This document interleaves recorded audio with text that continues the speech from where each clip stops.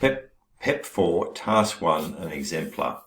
So I'll go through the key aspects of why this is a high MET in terms of the standards. Let's go through.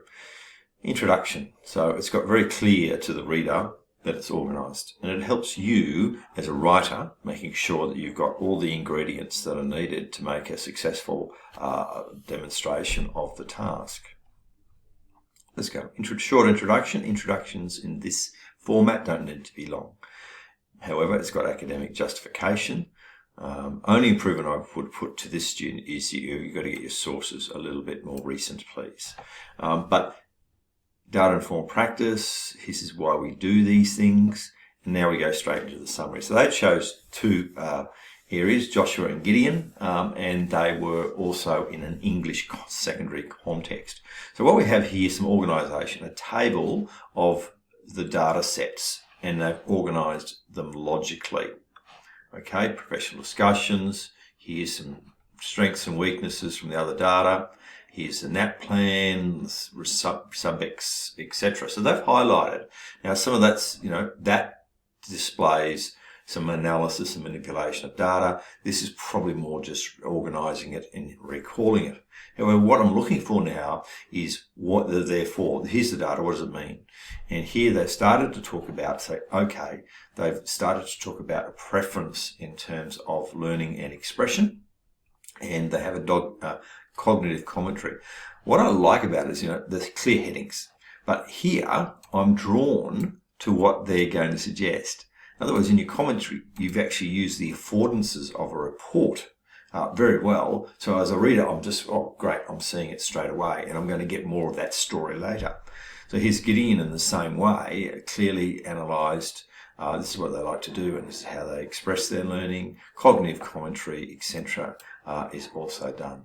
So now let's have a look at the next heading, and notice that slightly larger font, different colour. I'm really, as a reader, saying, yep, I'm getting you where your story now. We're going on to the next section. So they've used, in this instance, you don't have to do it this way. However, they've used the framework, the domains of differentiated practice to unpack what they've done. Now, this is an area that they haven't quite nailed. Now, the pretest has been used, but I need to hear here what's their level of readiness on, below, or above the peer group or the standard normal. And so that needs to be included here. Scaffolding, yes, it's a clear process. Now, I see here in tiered instruction, well, that's really a process. So it could have lived in the process column, but I see they're saying this is my output. So my output might be tiered towards the supported worksheet is their outcome, but it needs to probably live here as well. Classroom procedures, yes, that's your learning environment. If we go back to the interest, it's choice is the process that you're going to give them. Choice of content, choice of strategy, and your flexible work demonstration. Okay, so we're saying they can demonstrate the learning by a different choice that is there. That's appropriate because it's a product.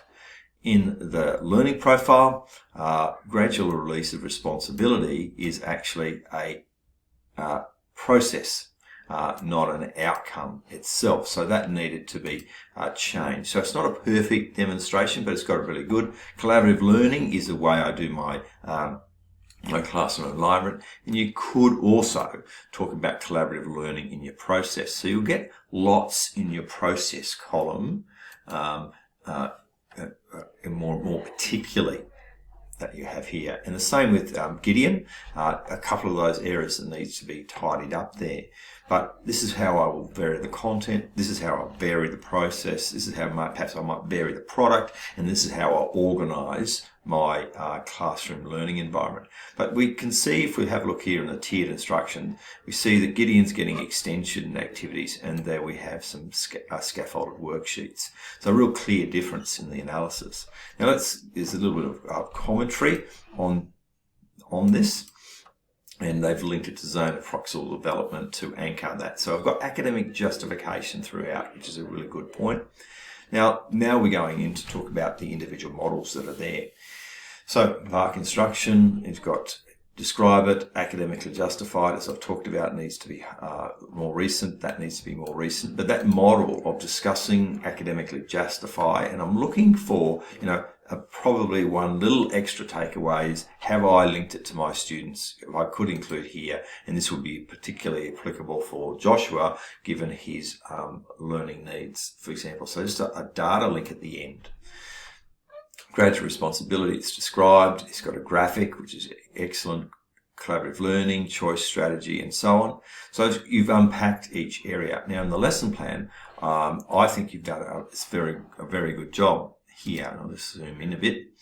And clear and logical, it's a CHC1, it's a no-do value, you've got essential questions and so on. You've linked it, it's an English area. But what I do see, the strength of this one here is, I can see a developmental sequence very clearly of engage, explore to review. But I can see here, for example, a formative type assessment, even though it's an observational one, that your teacher, you're discerning, you're revising that, asking a volunteer, they share it. Where are we? Yeah, we're good to go. And then you recapped on lessons.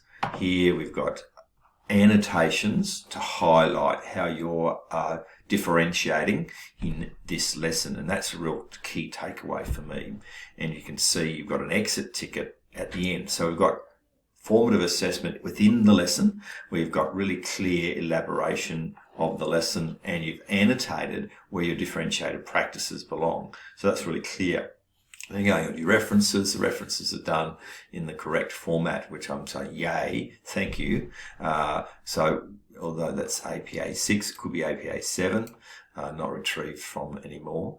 So, good clear references throughout, as I said, needs to be updated somewhat. But what we have here is a very good demonstration of this. And what would it look in terms of a rubric? When I've looked at it in a second review, you get a very high, I think, synthesis of the data. And particularly here, I would perhaps mark it slightly down because you've got a little bit of an error in terms of the categorizations of the domains, and also slightly less, although it's academically justified, it needs to be updated. But in terms of logic and development, and particularly the lesson, it's really clear. So that would be a mid to high demonstration of this.